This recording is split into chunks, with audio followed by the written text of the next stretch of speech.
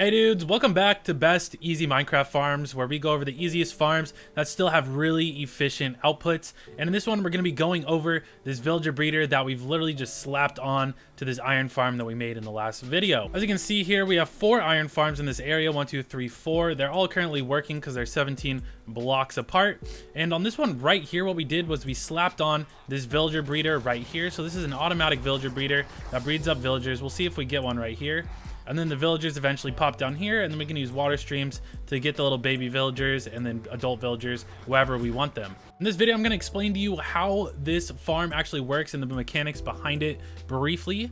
I'm going to be giving a materials list so that you guys know everything that you need to actually make this farm, and then we're going to be building this thing block by block together so you can build it in your own world. I'm not going to go over the iron farm at all or do anything with it. I'm just going to show you guys how to add on the villager breeder onto the iron farm. So if you have not seen the video that I made yesterday about how to make this farm, definitely go check that video out before you make this farm. So in order to get a villager breeder, wow, that guy just popped down there. What you need is enough beds for these guys to actually have enough beds for themselves and then one other person. So I have 5 beds down here. You really only need 4, but I have 5 in case these guys down here are trying to breed while that guy is also trying to breed with one of them, just to make sure that we're getting the maximum output. And you also need a farmer villager that is feeding some other villager carrots or potatoes or any other type of food that will actually make them breed.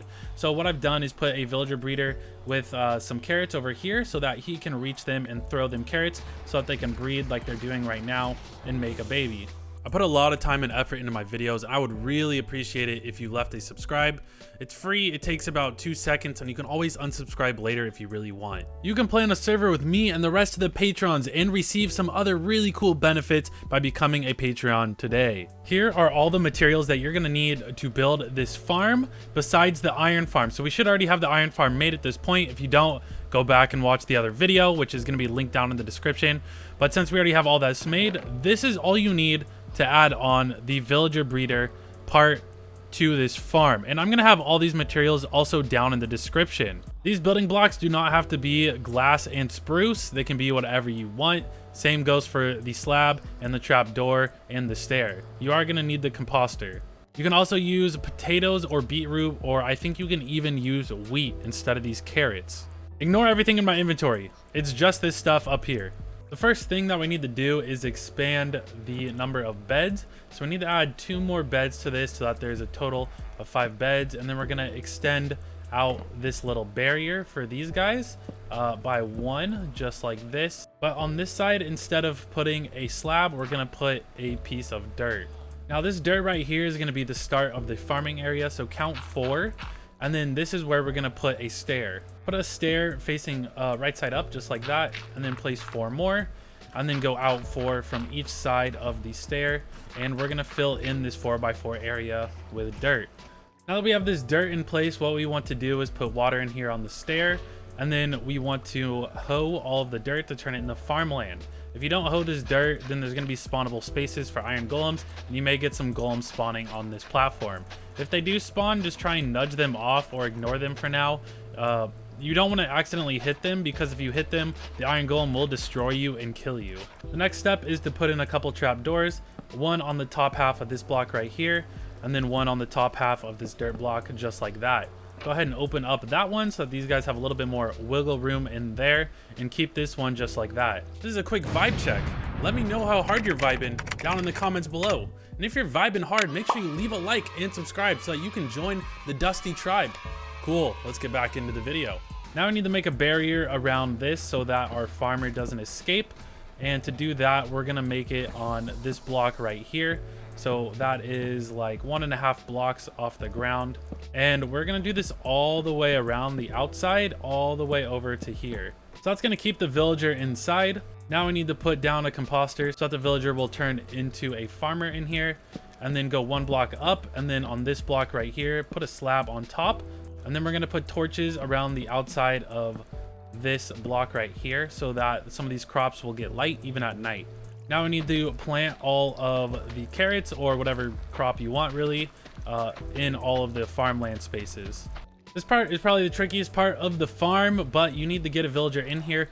I recommend using a minecart to get the villager in here. Since there's no bed up here that we can really lead them to, it's best if you just use a minecart. Now it's time to make the actual baby villager collection. So go ahead and start putting in these glass blocks like this. We're gonna have the baby villager drop down this block right here. So we can go ahead and put this chute just like this. And we're going to want to put a trapdoor on the top half of this block right here. So that's going to help the baby villagers pop down this chute.